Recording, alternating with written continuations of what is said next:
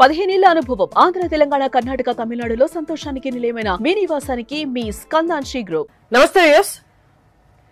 B2 bomber jets ఇవి ఎంత technology high technology based అంటే అమెరికా యూజ్ చేసింది ఇరాన్ పైన.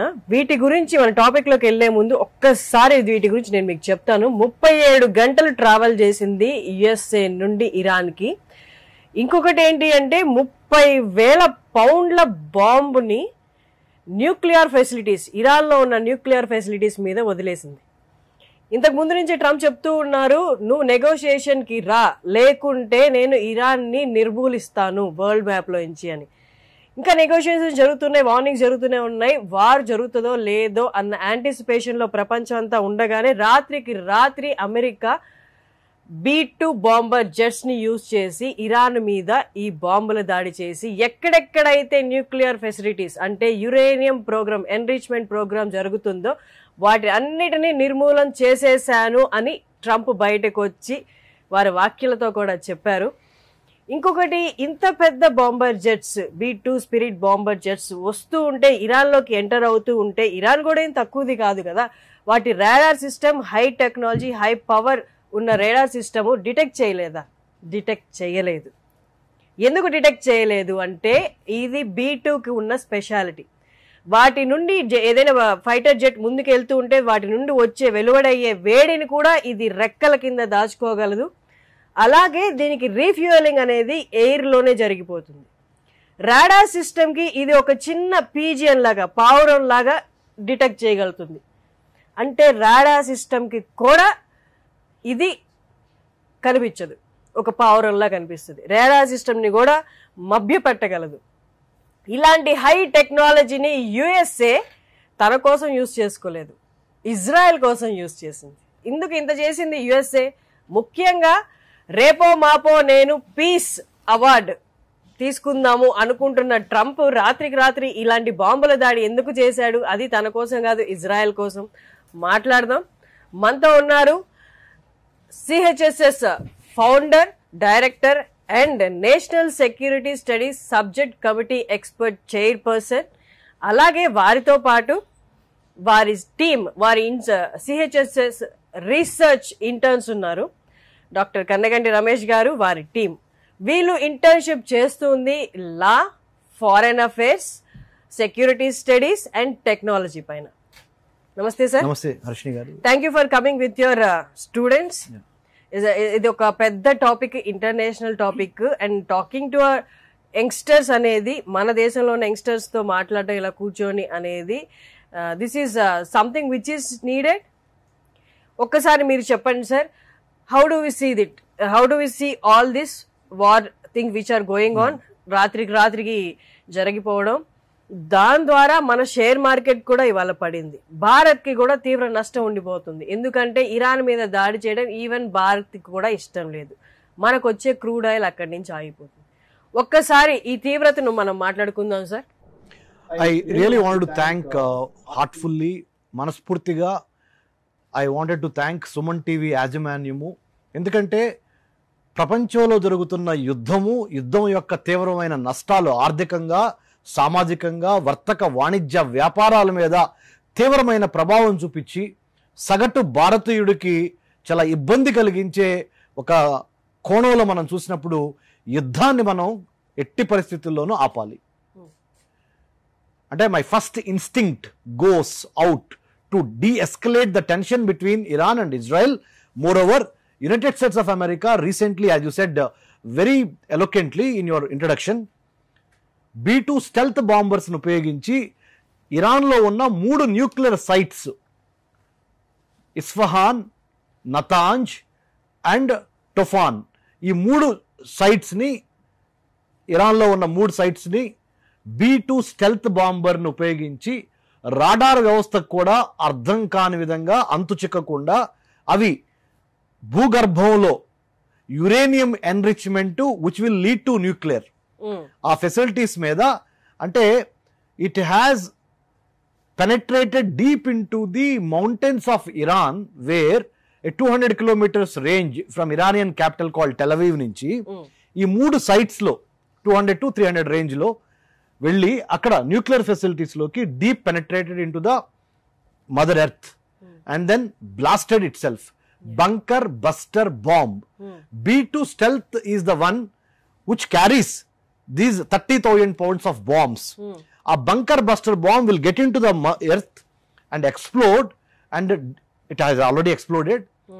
తీవ్రమైన విధ్వంసం జరిగి న్యూక్లియర్ ఫెసిలిటీస్, యురేనియం ఎన్రిచ్మెంట్, సెంట్రిఫ్యూగ్స్, అణ్వాయుధానికి తయారు చేసే ఏదైతే మెటీరియల్ ఉందో 90% నిర్వీర్యం అయిపోయింది, సర్వనాశనం అయిపోయింది. First time in the history of the United States of America after 9/11 attacks 2001లో ఉసామా బిన్ లాడెన్, అల్ఖాయిదాని ఉసామా బిన్ లాడెన్ని వాళ్ళు వెళ్ళి వరల్డ్ ట్రేడ్ సెంటర్ని కూలగొట్టారు 2001 సెప్టెంబర్ 11. దాని తర్వాత B2 స్టెల్త్ బాంబర్స్ అప్పుడు వాడారు ఫస్ట్ టైం అమెరికా. అంటే 2001లో వాడిన దగ్గర నుంచి ఇంతవరకు మళ్ళీ వాళ్ళ 2025 అంటే after 24 years B2 bomber, stealth bomber ని అంటే ఆ జెట్ అనమాట. B2 bomber is nothing but a bat, గబ్బిలము, గబ్బిలం లాగా ఉంటది.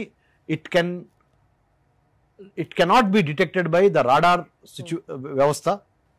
అలాంటి ఒక గొప్ప air power America has. The oldest democracy, the most powerful mighty military army in the world, that is the United States of America. For the first time after 9/11 attacks, they have used B2 stealth carrier. They have carried bunker buster bombs attached to the B2 stealth bomber, dropped exactly on the 3 nuclear sites in Iran. It will have many disastrous consequences. Maybe next మీరు అడగబోయే ప్రశ్నలో దానికి answer చేస్తాను. This is what happened. As a result, as you said very correctly, me introduction లో చెప్పారు, భారతదేశంలో కూడా stock exchange దగ్గర నుంచి, బాంబే స్టాక్ ఎక్స్చేంజ్ దగ్గర నుంచి, తర్వాత అన్నిటికి మించి సెన్సెక్స్ విషయాల దగ్గర నుంచి, అంటే మన ట్రేడ్, మన టెక్నాలజీ, మన టూరిజము, మన టాలెంట్, మన manufacturing space, cyber space, maritime space, coastal space, seaport space, normal mass transportations అన్ని ఇబ్బందిగా వెళ్ళే ఒక తరుణం రాబోతున్నది. If United States of America doesn't stop bombing further into Iran, or one more scenario, Iran targeting Israel and United States, retaliation. Scenario number 2. Scenario number 3, strait of Hormuz అని మనకి ఎట్లయితే ఒక చోక్ పాయింట్, సన్నని ఒక narrow passage ఉంటుంది. Gulf Cooperation Council countries అయిన ఒక 8 countries ఉన్నాయి madam. Iran, Saudi Arabia, UAE, Qatar, Bahrain, Oman. These are the oil rich countries. Not only India, Japan, South Korea, China, the People's Republic of China, Philippines, and some of the association of Southeast Asian countries like Indonesia, Malaysia, Thailand, Vietnam, all these guys heavily dependent on the Middle Eastern / or West Asia, పశ్చిమ ఆసియాలో ఉన్న ఈ Gulf Cooperation Council countries. ఇప్పుడు చెప్పాం మీకు 8. ఆ 8 దగ్గర నుంచి వచ్చే 15 to 20% of the oil reserves come from this area. The moment Strait of Hormuz is closed, because Iran is obviously having the authority, because it is very close to Bandar Abbas port, is one of the prominent Iranian ports. Bandar Abbas. A Bandar Abbas port nunchi 30 miles is the narrow passage. You imagine the 2 seats here. This is the narrow passage through which so many ships have to take oil, natural gas every day from these 8 let's imagine these are the Gulf Cooperation Council countries. Iran, Iraq, Saudi, Oman, Qatar, Bahrain. They give oil to the rest of the world. 15 to 20% of the oil needs of the rest of the world is coming from these 8 guys. So me, let's say I am the Iran, I am not happy. This is Bandar Abbas port. I am going to keep my big ships cross into the narrow Strait of Hormuz here. Stop all the ships going this way. What will happen? 100% మీరు చెప్పినట్టుగా చమురు, natural gas, petroleum and other products will be stopped. Not only for India. I told you some time back. China, South Korea, Japan, Association of Southeast Asian countries, all will come to a stock. This is one level. Imagine for the ప్రేక్షకులకి, Suman TV ప్రేక్షకులకి, ఈ రెండింటి మధ్య ఉన్న ఈ narrow choke point ని Bab el Mandeb అంటారు, or the Gulf of Aden అంటారు. Bab el Mandeb or Gulf of Aden. This particular narrow point also is stopped because there is something called Red Sea here. Red Sea, upon the Red Sea you have the Suez Canal. All the ships from Europe, if they wanted to come to Asia, they have to pass through Suez Canal. Suez Canal is dominated by or owned by Egypt. Egypt అనే దేశానికి Suez Canal మీద అన్ని rights ఉన్నాయి. ఆ Suez Canal కనుక once it is blocked, it was blocked in 1956 once. ప్రపంచం మొత్తం అల్లకొల్లం అయిపోయింది ఈ ఆయిల్ ట్రేడ్ వీటన్నమాట. ఇప్పుడు సూయజ్ కెనాల్లోకి యూరోప్ నుంచి షిప్స్ వస్తాయి, సూయజ్ కెనాల్ ద్వారా రెడ్ సీలోకి వస్తాయి, from Red Sea Bab el Mandeb strait or Gulf of Aden ద్వారా అరేబియా సముద్రంలోకి వస్తాయి. అరేబియా సముద్రంలో నుంచి ships will go to Hindu మహాసముద్రం. From Hindu Mahasamudra, that will go to Pacific Ocean. So, this Bab el Mandeb on this side, Strait of Hormuz on this side, this is, let's imagine this is Saudi Arabia. Saudi Arabia on the right side, you have the Red Sea. Saudi Arabia on the left side, you have the Gulf Cooperation Council countries and Strait of Hormuz. Ikkada, ee Bab el Mandebu, ikkada Strait of Hormuz. These are the two eyes of the world trade. ప్రపంచంలో వర్తక వాణిజ్య వ్యాపారాల్లో ముఖ్యంగా oil, petroleum, natural gas, ఈ రెండు eyes if it is they are closed, there is a darkness prevailing. అంతే. So ప్రపంచంలో ఇప్పుడు జరుగుతున్న ఇరాన్ ఇజ్రాయెల్ మధ్య వార్ ప్లస్ అమెరికా యొక్క అటాక్ ఆన్ ఇరాన్, వీటి గనక మనం ఆపలేకపోతే ఈ రెండు narrow points Strait of Hormuz, Bab el Mandeb, ఈ రెండిటికి దెబ్బ తగులుతుంది. వై? ఇరాన్ సపోర్ట్ తో హౌతీ రెబల్స్ ఫ్రమ్ యమన్ కి దగ్గరలో ఈ గల్ఫ్ ఆఫ్ ఏడెన్ ఉంది. అటెళ్ళే ప్రతి షిప్ ని ఈ హౌతీ రెబల్స్ కొడతారు. ఇక్కడ స్ట్రైట్ ఆఫ్ హర్ముజ్ అని చెప్పా. ఇరాన్ గనక ఈ స్ట్రైట్ ఆఫ్ హర్ముజ్ లో బందర్ అబ్బాస్ పోర్ట్ ద్వారా ఈ స్ట్రైట్ ఆఫ్ హర్ముజ్ 30 మైళ్ళ దూరమే, మధ్యలో గ్యాప్, అది క్లోజ్ చేసేసింది అనుకోండి, ఇట్ నుంచి షిప్లు ఆగిపోతాయి, oil, natural gas. So what will happen? 2 important choke points carrying lakhs and lakhs of gallons of natural gas, oil, crude oils will be stopped. As a result, తద్వారా అన్ని దేశాలకి crude oil ఆగిపోయిందంటే ప్రపంచమే ఆగిపోయినట్టు. ప్రపంచం absolutely ఆగిపోయినట్టు. సరే, ఇప్పుడు ఈ war గురించి మాట్లాడాము. ఎవరు ఎనిమీస్, ఎవరి సపోర్టర్స్, ఎవరు ఎక్కడ ఫైటర్ జెట్స్ పంపించి బాంబులు వేస్తున్నారు అనేది ఇవన్నీ ఒక్కసారి పక్కన పెట్టి అసలు మనం మాట్లాడుకోవాల్సింది ఏంటి? అసలు ఈ దేశాలకి ఒకరి మీద ఒకరు బాంబులు వేసుకునే అధికారం ఉందా? ఈ ప్రపంచం అందరిది కదా. ఒక 2 దేశాలు కొట్టుకోవాలి అంటే మనకి ఇంటర్నేషనల్ లా ప్రకారము వాళ్ళిద్దరు కొట్టుకోవడానికి మిగతా కంట్రీస్ కూడా, మిగతా దేశాలు కూడా ఆమోదం చూపించాలి. అవును, మీ ఇద్దరి మధ్య సమస్య పరిష్కారం అవ్వట్లేదు కాబట్టి మేము ఆమోదం తెలుపుతున్నాం, మీరిద్దరు కొట్టుకోండి. అప్పుడు దేశాలు ఒకరి వైపు కొందరు, ఇంకొకరి వైపు కొందరు వెళ్తారు. నిన్న ఏదైతే బాంబర్ జెట్స్ ని యుఎస్ ఉపయోగించిందో ఇరాన్ యురేనియం ఎన్రిచ్మెంట్ ప్రోగ్రామ్ పైన, దీనికి ఎవరి ఆమోదం ఉంది? మనకి ఒక ఒప్పందం ఉందన్నమాట ఇంటర్నేషనల్ లా ప్రకారం. ఇలాంటి ఏదైనా అటాక్స్ న్యూక్లియర్ ఫెసిలిటీస్ మీద జరగాలి అంటే కొన్ని దేశాల ఒప్పందం ఖచ్చితంగా ఉండాల్సిందే. కానీ ట్రంప్ ఆ ఒప్పందం తీసుకున్నాడా? తీసుకోకపోతే ఇప్పుడు ఈ దేశాలన్నీ కలిసి తీసుకోవాల్సిన నిర్ణయం ఏంటి? దాని గురించి మనం మాట్లాడదాం. స్టూడెంట్స్ తో కూడా ఒకసారి మాట్లాడదాం. తప్పకుండా. నేషనల్ లా బ్రీచ్ జరిగింది ఇప్పుడు. So there is a breach in the national law which all the countries have decided upon one thing, right, for the peace of all the countries. So adi breach chesaru ippudu. What do you think of this and how do you see this? I'm Shivesh Mishra. So I feel the problem with the international law is the lack of overarching authority.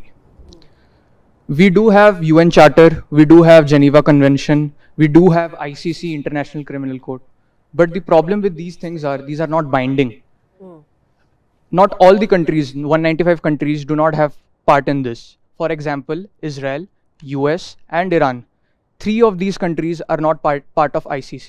So even though they have violated peace, prohibition on no force, so yet they cannot be held accountable because of jurisdictional problems.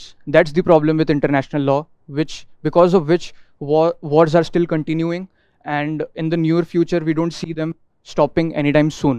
These types of small kinetic conflicts are bound to happen, and the tragedy and the misfortune is that innocent lives are lost. I think very well said, Mr. Mishra. Iran, Israel, as you said, and United States, right? Iran, Israel, United states 3 international criminal court అని మనకు ఒక అంతర్జాతీయ పరంగా crimes జరిగిన international క్రైమ్స్ని investigate చేయడానికి కానీ, జడ్జిమెంట్స్ని adjudicate చేయడానికి కానీ, అవార్డు చేయడానికి కానీ ఇంటర్నేషనల్ క్రిమినల్ కోర్ట్ ఉంది. ఆ ఇంటర్నేషనల్ క్రిమినల్ కోర్టులో these 3 countries are not party. కాబట్టి ఇంకోటి one more important point made by Mishra, మన తెలుగు వాళ్ళ కోసము, తెలుగు సామాన్య ప్రేక్షకులు ముఖ్యంగా తెలుగులో చెప్తున్నాను, బలవంతంగా తప్పు చేసిన వాళ్ళని శిక్షించే అధికారము ఈ ఇంటర్నేషనల్ క్రిమినల్ కోర్టు జడ్జిమెంట్స్కి లేదు. ఎందుకు? ఇంటర్నేషనల్ లాలో ఇది ఓన్లీ బాబు ఇలా చేయి, ఇలా చేస్తే బాగుంటుంది అని ఒక పంచాయతీ జరిగినప్పుడు ఎలా అయితే ఇలా కాదు ఇలా చేస్తే బాగుంటుంది అని చెప్పే అధికారం మాత్రమే ఉంటుంది. కానీ only police have the authority to put you behind bars, but not the panchayati. Yes or no? So international law is like panchayati. అరే బాబు ఇది మంచిది, ఇది చెడు, ఇది ధర్మము, ఇది అధర్మము, ఇది న్యాయము, ఇది చట్టము, మీరు ఇలా చేస్తే బాగుంటుంది, ఇలా చేయకుండా ఉంటే బాగుండేది అని చెప్పే అధికారం మాత్రమే ఇంటర్నేషనల్ లాకు ఉంది. కానీ అంటే suggestive in nature, it only suggest. Yeah, interpole also same. Interpole గురించి చెప్పు, ఇంటర్పోల్ గురించి కూడా చెప్పు ఉపేంద్ర. సో ఇంటర్పోల్ కి అంటే లైక్ ఫుల్ రైట్స్ ఏమి ఉండదు. సో అసలు ఇంటర్పోల్ అంటే ఏంటో మన ప్రేక్షకులకు చెప్పు. International police organisation. So mostly like it works with the between the countries. Like ఇప్పుడు అది ఇజ్రాయెల్ ఇరాన్ మధ్యలో యుద్ధం జరుగుతుంది కదా. సో యుద్ధంకి ఎందుకు అవుతుంది, బోత్ ది సైడ్స్ వాళ్ళు ఎవిడెన్స్ కలెక్ట్ చేసి సో దే అల్టిమేట్గా ఒక సొల్యూషన్ ఇస్తారు. So green notice, red notice, yellow notice, blue notice, ఇట్లా మొత్తం 8 నోటీసెస్ ఉంటాయి. సో ఇది ఇంటర్పోల్ అంటే what is trying to say is, ఇప్పుడు ఇంటర్నేషనల్ క్రిమినల్ కోర్టుకి ఎట్లయితే అంటే పులికి పళ్ళు లేవనుకోండి, లేకపోతే గోడు లేవనుకోండి, పులి ఈజ్ నాట్ పులి కదా. సేమ్ వే ఇంటర్నేషనల్ లా అనేది సజెస్టివ్ ఇన్ నేచర్. అరే బాబు ఇది మంచి, ఇది చెడు అని చెప్పి ఇలా నడుచుకుంటే, అంటే మనకు చెప్పాలంటే మన రాజ్యాంగంలో directive principles of state policy, right? So ఏంటి, ఇలా చేస్తే బాగుంటుంది, ఇలా చేస్తే బాగుంటుంది అని చెప్తే గానీ ఆ directive principles of state policy does it have any legal sanction? It's unenforceable in court. Unenforceable అంటే బలవంతంగా డైరెక్టివ్ ప్రిన్సిపల్స్ ఆఫ్ స్టేట్ పాలసీని తెలుగులో ఏమంటామంటే ఆదర్శిక సూత్రాలు, ఇది ఒక ఐడియల్ గా, అరే బాబు ఇది జై అని ఐడియల్ గా ఆదర్శవంతంగా మన పెద్దవాళ్ళు చెప్తారు కదా, అట్లానే చెప్పే అధికారం ఉంది మాత్రమే. అంతేగాని చెప్పకపోతే నిన్ను జైల్లో పెడతాను, నీకు శిక్షిస్తాను అనేది ఈ ఇంటర్నేషనల్ లాలో లేకపోవటం మూలన అది only suggestive and binding. Yes. ఇంకొకటి, యాజ్ యూ సెడ్, మనకి ఇక్కడ పెద్ద మనిషిగా ఒకళ్ళు ఉండాలి. ఒక గ్రూప్ ఆఫ్ కంట్రీస్ ఉన్నా, అది G7 కానీ ఇవేవి దాంట్లో అన్ని కంట్రీస్ లేవు కాబట్టి అక్కడ ఏది జరగదు. మనకి అన్ని కంట్రీస్ కి పెద్దన్నలాగా చెప్పుకునే అమెరికానే ఇలాంటి దానికి పాల్పడింది అంటే రీజన్స్ ఏమైనా ఉండొచ్చు. ఫస్ట్ ఇరానే బెదిరించింది, మా దగ్గర ఉన్న న్యూక్లియర్ ఫెసిలిటీస్ ఉపయోగించి యుఎస్ ని, ఇజ్రాయెల్ ని నిర్మూలన చేస్తామని ఫస్ట్ బెదిరించింది ఇరాన్. నువ్వు బెదిరించి నువ్వు చేసే వరకు నేనెందుకు ఆగుతాను, నేనే అగ్రరాజ్యం అయి ఉండి అని చెప్పి చెప్పా పెట్టకుండా రాత్రికి రాత్రి బాంబు వేసింది యుఎస్ఏ. సో ఇది సిచ్యువేషన్. ఇప్పుడు మనం ఎవరిది తప్పు అన్నది చూడడం కంటే వీళ్ళిద్దరు కొట్టుకుంటే ప్రపంచానికి నష్టమే ఉంది. కాబట్టి మీరు అన్నట్టు ఇక్కడ మనం అన్ని డిప్లొమసీ యూజ్ చేసి సాల్వ్ చేయాలి. ఎస్ మేడం, చెప్తానండి. ముఖ్యంగా I think all of you would agree with me if I say this. There are 195 countries in the world. 195 దేశాలు ప్రపంచంలో ఉన్నాయి. Out of which now 3 countries are at war with each other. Let's say United States of America, the oldest democracy in the world. Iran, the Shia dominated Islamic Republic of Iran, in the Middle East or West Asia for that matter. పశ్చిమాసియాలో ఉన్న Iran, పశ్చిమాసియాలో ఉన్న the only Jewish state of Israel. యూదుల రాజ్యము ఒకటే ఒకటి ఉంది ప్రపంచంలో, అది Israel. So Israel, Iran, America are at war. Suman TV చూస్తున్న ప్రతి తెలుగువారు అర్థం చేసుకోవాల్సింది 195 దేశాలు ఉంటే ప్రపంచంలో, దానికి ఒక పెద్దన్నగా ఐక్యరాజ్య సమితి అని ఒక పంచాయతీ ఉంటే, ఏదన్నా ఈ 195 దేశాల మధ్య ఏదన్నా గొడవలు అయితే ఐక్యరాజ్య సమితికి వెళ్తాం మనం జనరల్గా. ఒక గ్రామంలో గ్రామ పంచాయతీలో ఎట్లయితే ఒక పంచాయతీ ఉంటుందో, మరి 195 దేశాల్లో 3 దేశాలు కొట్టుకుంటా మిగతా 192 దేశాల యొక్క అభివృద్ధికి, అశాంతికి, అభివృద్ధికి అశాంతికి మరి అదొక గొడ్డలి పెట్టలాగా. అంటే what you call, you are not able to achieve development, you are not able to achieve progress, you are not able to achieve economic progress as a result of your fighting. మీరు కొట్టుకొని ప్రపంచంలో ఉన్న 192 దేశాల్లో ఉన్న శాంతిని కాలరాసే హక్కు మీకుందా? Exactly. అమెరికాకి పెద్దన్న పాత్ర, police man of the world, తనకు తానుగా తనకున్న బలాన్ని, it has the military might, it has the economic might, it has the technological might. As a result, America preemptively struck Iran, decimating Iranian nuclear facilities. అమెరికాని అడిగాం, ప్రపంచం మొత్తం అడిగింది, America మీరేంటయ్యా మీరు వెళ్ళి ఇరాన్ కొట్టేశారు, మీకు అధికారం ఎవరిచ్చారు అని అడిగినప్పుడు డెత్ టు అమెరికా అంటుంది Iran. Iran is saying death to America, Iran is saying death to Israel. That's why as a the most powerful, the most richest or the powerful or the oldest democracy, అతి పురాతన అతి పెద్ద ప్రజాస్వామిక దేశమైన America సంయుక్త రాష్ట్రాల అధ్యక్షుడైన నేను, Donald Trump, I have to protect the whole world including America, including Israel, my friend, my trusted partner, all weather friend in the Middle East is Israel. So one for all for one. ఒకళ్ళకి దెబ్బలు తగిలినా అందరికి దెబ్బలు తగిలినట్టే, అందరికి దెబ్బలు తగిలినా ఒకళ్ళకి దెబ్బలు తగిలినట్టే. కాబట్టి I wanted to apply this principle, one for all for one. So Iran tomorrow, if it goes nuclear and hits Israel, annihilation of Israel, Israel ni అధఃపాతాళానికి తొక్కేస్తాము అని ఇరాన్ అంటుంది. అమెరికాని అధఃపాతాళానికి తొక్కేస్తాము అని ఇరాన్ అంటుంది. ఇరాన్కి ఆ క్యాపబిలిటీ ఉందా లేదా అనేది డిబేటబుల్, బట్ అంటుందా లేదా? కాబట్టి మేము కీడించి వేలించాలని, కాబట్టి I'm going and striking Iran. This is the judgment that America is using, or this is the parameter upon which United States of America is proactively, preemptively attacking Iranian nuclear sites. By doing that, I wanted to bring peace. అంటే బలవంతుడికి మాత్రమే శాంతిని తీసుకొచ్చే దమ్ము, రాజ్యం వీరభోజ్యం అని అంటారు మన తెలుగులో. వీరులదే రాజ్యం. ఎవరికి రాజ్యం దక్కిద్ది, ఎవరికి రాజ్యలక్ష్మి ఎవరికి దక్కిద్ది? ఎవడైతే వీరుడో వాడే. అంటే శాంతి కావాలంటే బలవంతుడు అయి ఉండాలి నువ్వు. Exactly. So that's what America is trying to say. I have power, I wanted to bring peace or by piece.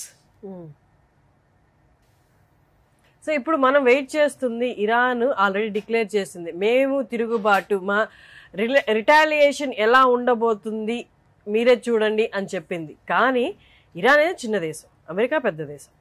ఇంత చిన్న ఇరాను అమెరికాని ఏం చేయబోతుంది అన్న ప్రశ్న మొదలైతే, ఒక్కసారి మనకి ఇరాన్ వెనక సైలెంట్గా సపోర్ట్ చేస్తున్న దేశాలను ఒకసారి చూస్తే, మనకి ఇటువైపు నుంచి జరగబోయే దాడి, ఇరాన్ నుంచి జరగబోయే దాడి అది కూడా మామూలుగా ఉండబోదు అనేది అనిపిస్తుంది. ఒక్కసారి ఇరాన్కి వెనకుండి సపోర్ట్ చేస్తున్న దేశాల పేర్లు, వాటి సామర్థ్యం.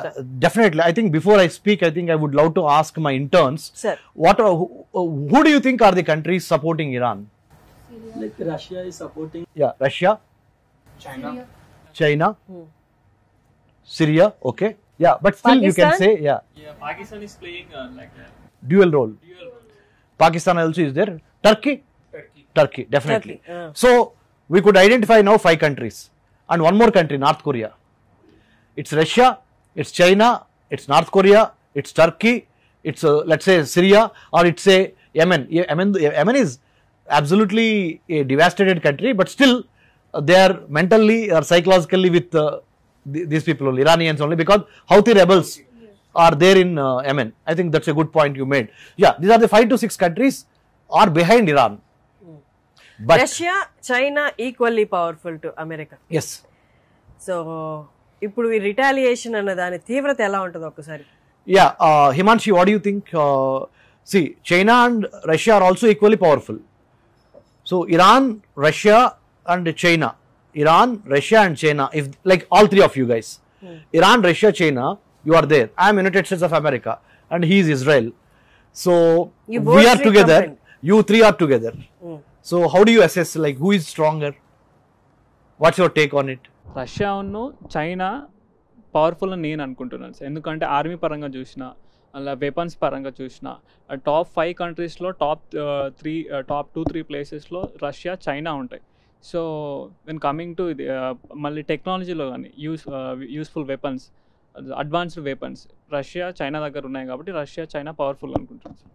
So USA standing alone as a support to, అంటే యుఎస్ఏ ఒక్కటే ఒక సపోర్ట్గా ఇజ్రాయెల్కి నిలిచి, చైనా అండ్ రష్యా సపోర్ట్గా నిలిచి ఇరాన్కి, ఈ రెండు ఇప్పుడు తలపడితే కన్సిడరింగ్ అంటే మీకు నాలెడ్జ్ ప్రకారం అంటే ఎవరి దగ్గర ఎంత మీ అభిప్రాయం?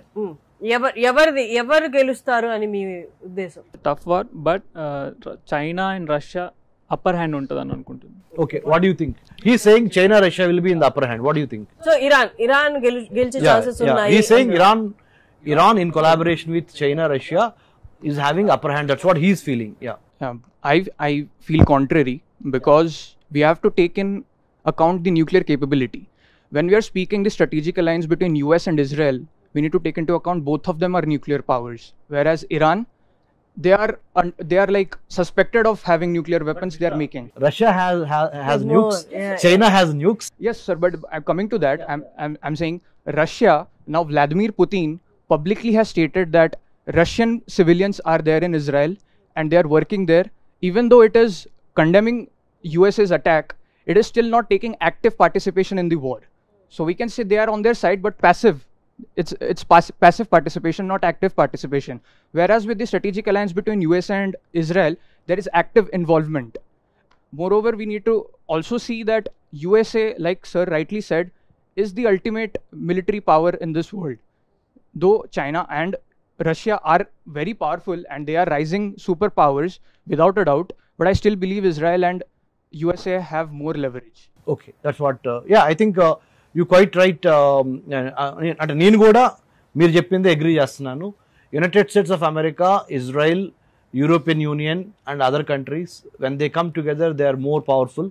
But whatever said and done, it is not in the best interest of the world to continue this Kind of war, wars, yeah. conflict. మీరు మీ ఇంట్రడక్షన్ లో చెప్పినట్టుగా యుద్ధం అనేది సర్వనాశనానికే ఉంటది, కానీ యుద్ధంలో ఎవరు బాగుపడింది లేదు. అంటే ఆ పాత రోజుల్లో ఆ రాజ్యాలు, ఆ రాజులు ఉన్నప్పుడు that's a different ball game all together. When 1000 years back, or that time, Yeah. those kind of wars are very limited in nature. Now the magnitude. మనం ఒకటి తీసుకుందాం Yeah, సార్. please. ఇప్పుడు ట్రంప్ యుఎస్ఏ ప్రెసిడెంట్ ఎవరైతే ఉన్నారో Trump, ఆయన స్వభావం దుందుడుకు స్వభావంగా చూసుకోవాలా? He seems to be so. ఆయన ఏదో ఆవేశంతో తీసుకున్నట్లుగా అనిపిస్తుంది. దుందుడుకు స్వభావంగా తీసుకోవాలా? Or he knows what he is doing? తాను ఏం చేస్తున్నాడో, ఏం అటాక్ చేస్తున్నాడో, దాని రెపర్కషన్స్ ఎలా ఉంటాయో, తిరిగి రిటాలియేట్ చేస్తే మళ్ళీ సామర్థ్యత ఇజ్రాయెల్కి, యుఎస్ఏకి ఉందా? వాళ్ళు కనుక కంబైన్ అయితే, Iran, Russia and China combine అయితే రిటాలియేట్ చేయగలిగే సామర్థ్యత ఉందని ఇవన్నీ మైండ్ లో పెట్టుకొని చేస్తున్నాడా? ఈ just going with the flow. Okay, so Himanshi and Tulika, ma'am is asking about does Donald Trump, does he have the Is he doing right or wrong? is he emotionally driven, or is he going like a gentleman? A gentleman has to take many things into consideration before he acts. As a superpower, when he takes a decision, he has to think 110 times. So does he have the ability to go logically, rationally, or is he going just for his own heck of a thing, being To very show his supremacy? Yeah, supremacy. Or Mostly he's going with his supremacy. As you can see, one major problem with international law, that is that if you go by the ICJ, International Court of Justice, so there the parties need to come together and file the case. Like if I am a country and he is another country, we have a fight. So he is applying to ICJ, and I am saying that I don't accept that jurisdiction. So ICJ cannot take that jurisdiction and cannot dictate that case. Even if, take for example, suppose that Israel, Iran and America both all of them accept the jurisdiction, all of them go to the court, and there somehow the decision is against Israel and America. So this decision has to be executed by the executive council, and there America has a veto power. So absolutely it's going to use that veto power, and the decision is not going to apply. To that extent you are right, but what we wanted to know from you is Trump and his leadership and his personality, is he doing emotionally the decisions that he has taken without thinking about the consequences and implications of nuking or destroying Iranian nuclear facilities? What kind of a person is he, do you think? I feel he's a bit irrational. A bit irrational, okay. A bit hazy also? Yeah. Yeah. Because he is not taking into consideration all the consequences that will go after what he has done. Okay, cool. Himanshi, what do you think? Yeah. Definitely, I think the same thing. US is just trying to like show ki he's the superpower and all that thing, and also he's very irrational and bit aggressive in taking the decision of this war. They can opt for other options like peace talk or something like that. But Himanshi, I'm sorry to interrupt you with the permission from the ma'am. He had given 60 days of time to Iranian leadership, Ayatollah Khomeini, saying that, hey guys, why don't you come for talks? We'll have a meeting about that. We'll sit together, debate, discuss, come sign an agreement that you are not going to develop or develop uranium enrichment program. 60 days passed. International Atomic Energy also went and did inspections that time. But that was a time, sometime back, 5-6 years back, it was the IAEA, International Atomic Energy Agency, when it conducted inspections, they decided that time it was for civilian nuclear purposes. Civil purposes. Nuclear, but it's for civil purposes. Like electricity, generation of electricity, using nuclear power to run ప్రజల కోసం nuclear power ని ఎలా use చేయాలనేది. Exactly. But right now Iranian leadership did not come back for negotiation. So how do you see this? How do you see? What do you think? I think, yeah, definitely Iran should have considered taking the opinion of other leaders and USA. Other leaders, and because as a war is not between these two countries, it destroys the whole system, and the post-war thing and the trauma is very different for all the countries. And Upendra, you want to say something, and then Mishra. I did my bachelor's in BA Honors Psychology from Delhi University as a psychologist dedicated student. So social psychology point of view, and అది ఒక quotation ఉంది, war does not begins on the battle field, war begins in the minds of the leader. యుద్ధ భూమి మీద ఎప్పుడు start కాదు, ఒక లీడర్ల మధ్య అంటే నాయకుల మధ్య. సో మెదడులో స్టార్ట్ అయినప్పుడే యుద్ధం అనేది స్టార్ట్ అవుతుంది. హిట్లర్ కూడా అట్లనే చేసిడు కదా. సో మైండ్లో అంటే తన మెదడులో అనుకున్నది, సో తను అటాక్ చేయాలని అనుకున్నాడు. So same like Iran and Israel. So ఈ బోత్ ది లీడర్స్ మధ్యలో ఒక డౌట్ క్లియర్ అది ఎరేజ్ అయింది. సో ఆ డౌట్ని వాళ్ళు సొల్యూషన్ కన్సిడర్ చేయకుండా వాళ్ళు ఏం చేస్తారు, డైరెక్ట్ వార్కి దిగిపోతున్నారు. సో బట్ డౌట్ కాదు, క్లియర్ ఇండికేషన్స్ ఉన్నాయి. ఇరాన్ పబ్లిక్ గా అనౌన్స్ చేసింది, I'm going to attack you, I'm going to erase you from the America, death to Israel. Israel అని డైరెక్ట్ చెప్పింది కాబట్టి దేర్ ఇస్ నో డౌట్. అవును madam. So ఇప్పుడు ఏంటంటే ఇజ్రాయెల్, ఇరాన్, అమెరికా, సో వాళ్ళు ఏంటంటే మా కంట్రీ పవర్ఫుల్ అని అంటారు. So when this lines when the cross the lines నా, so this is called the narcissism. So ఎప్పుడైతే వీళ్ళు ఇప్పుడు బిహైండ్ వెళ్ళిరు అనుకో, సో యుద్ధం అనేటిది మొదలవుతుంది మేడం. సో ఇంకోటి ఏంటంటే ఈ యుద్ధంలో పీస్, శాంతి తీసుకురావాలంటే సో మనం ఒక character, calibre, capacitant, conduct, dedication, devotion, dynamism and ఇట్లా ఈ క్యారెక్టర్స్ ఉన్న నాయకుని ఎంచుకోవాలి. Who do you think possessing all those characters right now? Which country's leader is possessing all those now? So no, I think no one is there. So we have Because once you become, you have all the qualities. He's feeling something. Modiji గారు ఉన్నారు. Modi, you feel Modi, sir. You think Modi can bring peace between Iran and Israel? Ma'am I can answer for that. So ఇప్పుడు ఏంటంటే మనకి Israel Iran మధ్యలో మంచి ఒక bilateral relations బాగున్నాయి. So ఇప్పుడు మనం ఇజ్రాయెల్కి పూర్తిగా సపోర్ట్ చేయలేము, ఇరాన్కి పూర్తిగా సపోర్ట్ చేయలేము, ఇట్లా మిజైల్స్లో అయినా డిఫెన్స్లో అయినా. సో ఇప్పుడు ఏంటంటే ఇరాన్ ప్రపంచం మొత్తం క్రూడ్ ఆయిల్లో ఎక్స్పోర్ట్ చేసేది ఇరాన్. సో ఇజ్రాయెల్ మనకి ఇంతకుముందు వార్లో సపోర్ట్ చేసింది. But again you coming to diplomacy. I don't want diplomacy వద్దు. Who is that hero who is going to stop all this? అది అలా ఎవరైనా ఉన్నారా? He wants to every share year something. Nobel prize peace మీద ఇస్తారు madam. So all the Nobel winners who came like who won the Nobel Prize on the peace, so they have to come to the like Okay, that's a point. Yeah, బాగుంది ఆ point. Nobel ఎవరైతే piece winners అందరూ ఒక సమావేశం పెట్టాలి madam. So దీనికి ఈ సమావేశంలో ఎవరు కార్మికులు, సో వాళ్ళందరినీ ఒప్పందం చేసుకొని సో లాస్ట్ ఒక యుద్ధం ఆపే సొల్యూషన్ పాయింట్ ఆఫ్ వ్యూగా. బట్ ప్రాక్టికల్ గా చూసినప్పుడు అది వర్కౌట్ అవుదా? నోబెల్ పీస్ ప్రైజ్ విన్నర్స్ అందరూ even if they come together, even they give a declaration saying that stop war, who is going to listen and who is going to enforce that? Mishra. See, from a common man's perspective, war is always bad. Innocent lives are lost. There is tragedy. Civilians suffer a lot. People who do not actively engage in war, they lose lives. That is bad. But when we trace the history of America, United States of America, they have always advocated offensive realism. What is offensive realism? Being the strongest military power in the world, they will act as a watchdog. They will ensure that peace prevails everywhere, even though they themselves make sure that peace will never be achieved everywhere, because they get the economic benefits from that. So America would never want peace, though it pretends that it wants peace, because the balance of power in this world has to be maintained. And if balance of power is maintained, America will retain its hegemony. So for America, it's not in its best interests, in its own, from their perspective I'm speaking.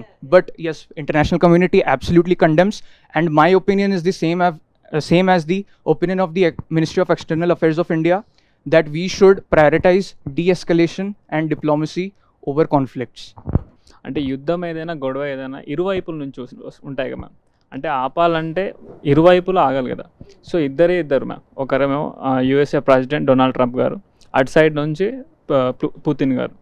So ఇరాన్ని control అంటే ఆపాలి అని suggest చేసే వాళ్ళు Putin గారు, ఇటు Israel తరపున Trump గారు. ఆ రెండు కంట్రీస్ వీళ్ళిద్దరు మాటలు వింటాయని నేను అనుకుంటున్నాను. One good point sir. ఎందుకంటే ఎవరైతే సపోర్టర్స్గా ఉన్నారో వాళ్ళు నీతో పాటు నేను బాంబులు వేస్తా పదా అని చెప్పకుండా కొంచెం ఆగు అని అటువైపు వీళ్ళకి ఎవరైతే సపోర్ట్ దేశాలు ఉన్నారో, ఇరాన్కి ఎవరైతే సపోర్ట్ దేశాలు, వాళ్ళు ముందుకు వచ్చి వీళ్ళు డెసిషన్ తీసుకొని తర్వాత వాళ్ళు వెళ్ళి ఇరాన్ అండ్ ఇజ్రాయెల్కి నచ్చ చెప్పడం, ఇది that's a good point actual. So ఇదంతా ఆధిపత్య పోరులా కనిపిస్తుంది. అంటే ముందు భద్రతా పోరులా కనిపించినా, ఎవరి భద్రత కోసం వాళ్ళు బాంబులు వేసుకొని చెప్పుకుంటున్నట్టు అనిపించినా, తర్వాత ఇది క్షుణ్ణంగా చూస్తే ఆధిపత్య పోరులా కూడా కనిపిస్తుంది. ఎవరు బలవంతుడు అని తేల్చే ఒక యుద్ధంలా కూడా కనిపిస్తుంది. ఇలా అన్నీ కాకుండా హ్యుమానిటేరియన్ ఆస్పెక్ట్లో పీస్ని ఆలోచించి ఎవరు అధికారంలో ఉన్నారు, ఎవరు ఆధిపత్యం చెలాయిస్తున్నారని కాకుండా ఫస్ట్ ప్రశాంతంగా బతుకుదాము, తర్వాత మిగతావన్నీ అన్న ఆస్పెక్ట్లో ఏ కంట్రీ అయినా ఆలోచిస్తుందా అన్నది ఇక్కడ major point. So ma'am, to conclude, as you said, మనం ఫైనల్గా కంక్లూడ్ చేస్తున్నప్పుడు 100% యుద్ధము ఎవరికి మంచిది కాదు అని అందరికీ తెలిసిందే. కానీ ఆ యుద్ధాన్ని ఆపగలిగిన సత్తా ఎవరికి ఉంది? Question number 1. ఎందుకు ఆపాలి అన్నప్పుడు we have enough reasons why we should stop war, right? It's common sense, right? దాని మీద పెద్ద డిబేట్ అవసరం లేదు. కాకపోతే United States of America, Israel, they are saying they have to feel secure. మేము చాలా సెక్యూరిటీ ఫీల్ అయినప్పుడు లోపల నుంచి, దెన్ ఓన్లీ విల్ స్టాప్. ఎందుకంటే already we have given enough time to Iran 15 years నేను చెప్తున్నాం ఇరాన్కి న్యూక్లియర్ ఎన్రిచ్మెంట్ చేయొద్దు, don't enrich your nuclear, don't go nuclear. That's what they are saying. But వీళ్ళ దగ్గర nuclear That's a good question. That's what I'm saying. The United States of America has nuclear weapons. Israel has nuclear weapons. Pakistan has nuclear weapons. India has nuclear weapons, right? But they never came forward and Iran, threatened other countries. Iran has nuclear weapons. China has nuclear weapons. Russia has nuclear weapons. France has nuclear weapons. Here the final point. మరి అందరి దగ్గర ఆయుధాలు ఉన్నాయి కదా, అణ్వాయుధాలు. Whom to stop? Who should stop? అన్నప్పుడు that's where I'm saying. Intent, content and character of a personality or a state determines whether they should possess a nuclear weapon or not. What does it mean? Intentions. Exactly. Intention. అంటే ఏంటంటే నేను ప్రజాస్వామ్యబద్ధంగా ఉన్నానా, లేకపోతే నేను మతపరంగా ఉన్నానా, లేకపోతే నేను మత ఛాందసవాదంతో రాజ్యం చేద్దాం అనుకుంటున్నానా, లేదా నేను ప్రపంచాన్ని మొత్తాన్ని ఆక్యుపై చేసే ఒక కొలోనియల్ మైండ్ సెట్తో ఉన్నానా, ఇలాంటి వాళ్ళ దగ్గర they should not have nuclear weapons.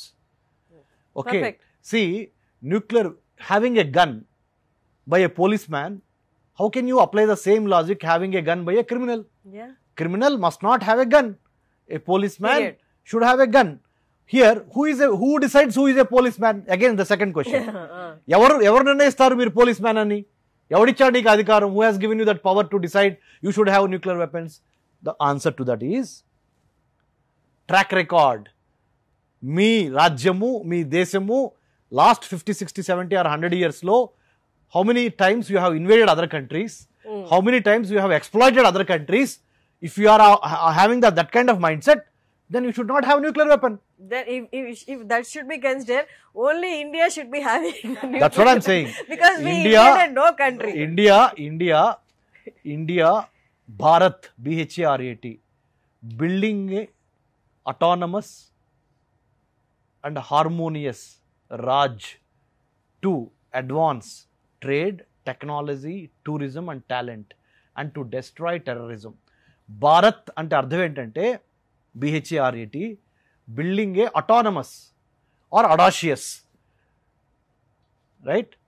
యాక్చువల్గా చెప్పాలంటే బిల్డింగ్ హార్మోనియస్, అందరం కలిసికట్టుగా ఉండాలి, వసుదైక కుటుంబికం. India always bats for one thing, global village. ప్రపంచం అంతా ఒక చిన్న కుగ్రామము. We happen to be born as Hindu, Muslim, Christian, SC, ST, BC, OC, minority, black or white, or north, east, west, or African, Asian, European. This is all accidents. It is an act of God. Right? We haven't decided. We don't have any control on which caste we will take birth, which religion we belong to, or which region that we are, which color of the skin. It is all decided by God or your family, let's say. How can you judge somebody based on certain things which they don't have control? You have to judge people by their intent, their content, their character, right? So, going by that standard, India is doing wonderfully well to fit the bill for having all kinds of weapons, including nuclear weapons, because we will never unnecessarily or to occupy somebody's land. అంటే భారతదేశ చరిత్రలో వేరే వాళ్ళ యొక్క స్థలాన్ని కానీ ప్రాంతాన్ని కానీ ఇంతవరకు మనం ఎప్పుడు ఆక్యుపై చేయాలి. We have never occupied. India never been expansionist. India never invaded. India never encroached others lands or other countries. We the శాంతి దేశము, the land of Buddha. We believe in మధ్య మార్గ్, neither extreme of this sort nor extreme of that sort. Exactly. See, since the land of Buddha, peace, I think India, to me, India, to us, Bharat, we are in a better position to bring peace in the world by bringing Israel and Iran to the negotiating table and making them talk, debate, dialogue, facilitate, mediate. భారతదేశము ఆ న్యాయకత్వం తీసుకొని ఇరాన్ని, ఇజ్రాయెల్ని ఒక చోట కూర్చోబెట్టి మాట్లాడగలిగిన శక్తి, సత్తా, అర్హత భారతదేశానికి ఉంది. ఎందుకుంది అంటే భారతదేశం చెప్తే ఇరాన్ కూడా ఇనే స్థాయిలో ఉంటుంది, భారతదేశం చెప్తే ఇజ్రాయెల్ కూడా ఇనే స్థాయిలో ఉంటుంది. If some other country says to United States of America, America will not listen. If some other country says to Iran, Iran will not listen. Or Israel also will not listen. So India is in a much better position to negotiate in the 21st century. 21వ శతాబ్దంలో India is the new kid on the block of the Committee of Nations, where the proactive leadership of India comes to to the highest point. So విన్నారు కదా, ఇది మీ opinion కూడా మీరు ఖచ్చితంగా కింద comment చేయండి. నార్మల్గా ఎప్పుడు నేను కామెంట్ చేయమని అడగను, but this is our matter. Our అంటే ఇట్స్ ఆర్ వరల్డ్ మ్యాటర్. అందరి ఒపీనియన్ ఇక్కడ matter. You should have an opinion. మీకు వారు కావాలా వారు వద్దా అనేది you should have an opinion. You should possess an opinion. Thank you so much. Thank you sir. జై హింద్. Thank you.